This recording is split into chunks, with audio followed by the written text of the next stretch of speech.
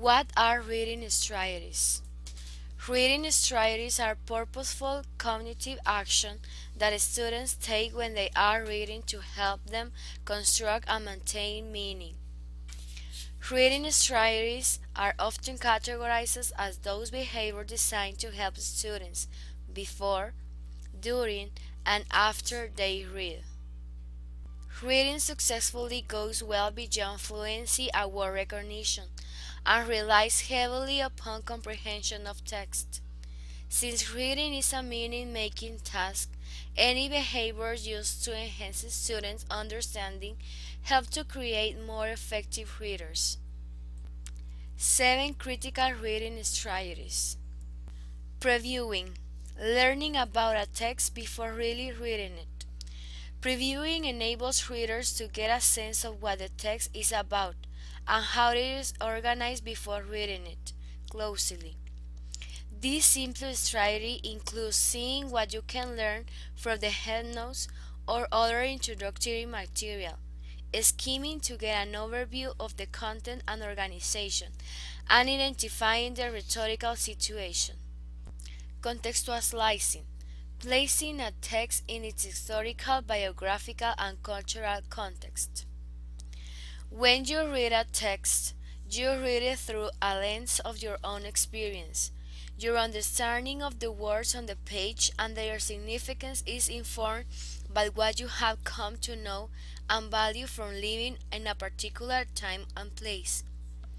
But the texts you read were all written in the past, sometimes in a radical different time and place. To read critically, you need contextualize. To recognize the differences between your contemporary values and attitudes and those represented in the text. Questioning to understand and remember. Asking questions about the content. As students, you are accustomed to teachers asking you questions about your reading. These questions are designed to help you understand the reading and respond it more fully. And often this technique works.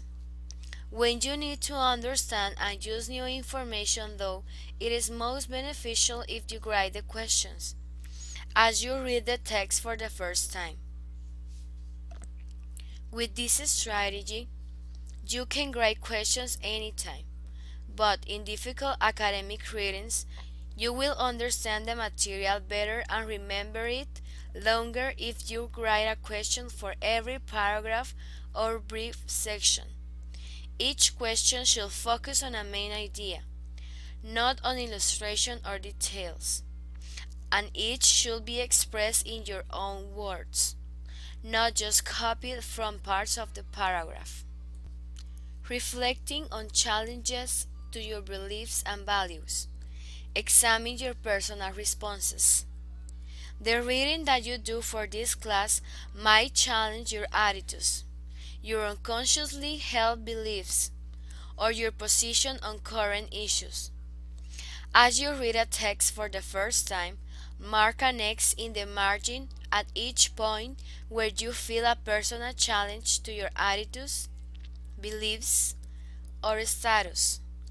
Make a brief note in the margin about what you feel or about what in the text created the challenge.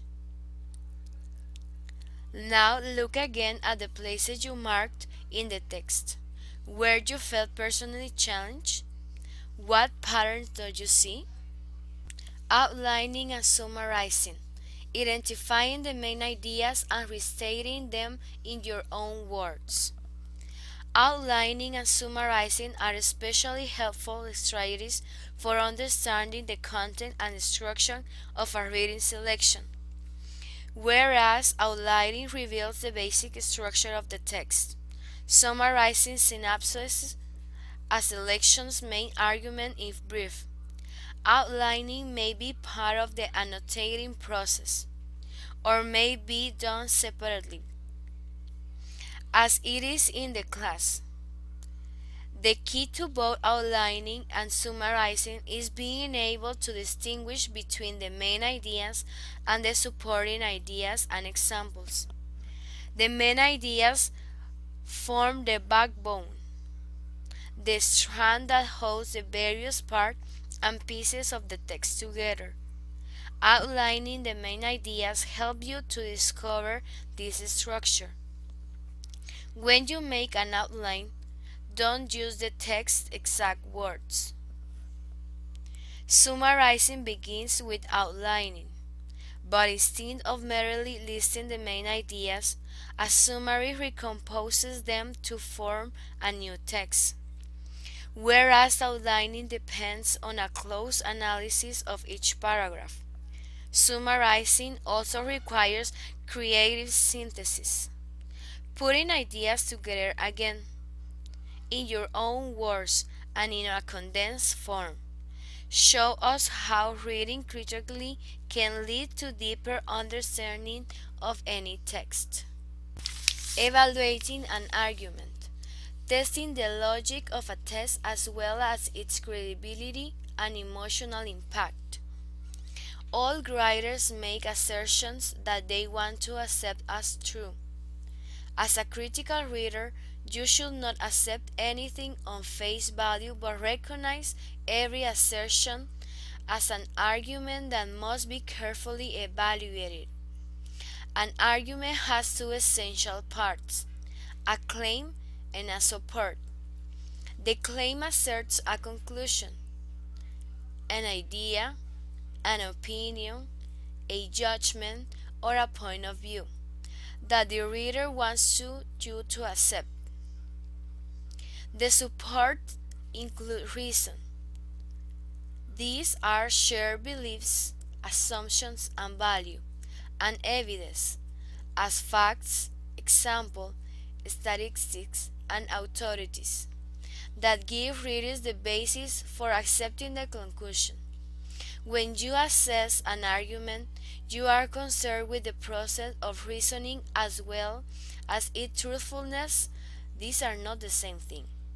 At the most basic level, in order an argument to be acceptable, the support must be appropriate to claim and the statement must be consistent with the another one. Comparing and contrasting related readings, exploring likenesses and differences between texts to understand them better. Many of the authors we read are concerned with the same issue or question, but approach how to discuss them in a different ways. Fitting a text into an ongoing dialectic helps increases understanding of why an author approached a particular issue or question in the way he or she did.